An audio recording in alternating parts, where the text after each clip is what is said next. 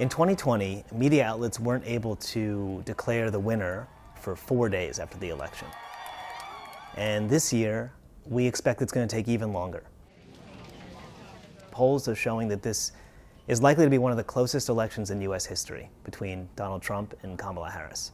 There are 7 states that are considered battlegrounds.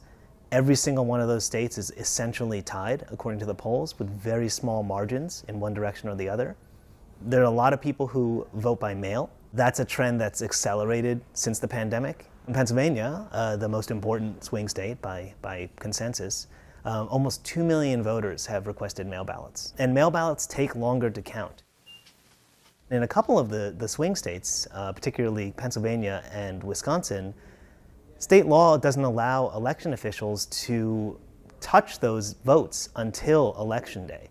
That's when they start checking the envelopes to make sure that they've been properly sealed, checking signatures to make sure that they match what's on file, making sure that the voter's name matches registration. And only after they've done all of those things, all of which takes time, can they then finally tabulate those ballots and add them to the count.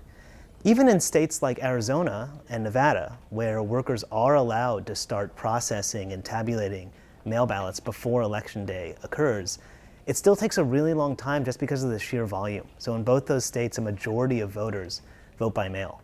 So because of a host of reasons, the historic closeness of the election, the number of mail ballots that voters are using to cast their votes, and the different procedures that these various battleground states use to tabulate those votes after Election Day, all of those are going to contribute to what's going to be a long time before we can actually say who won this election.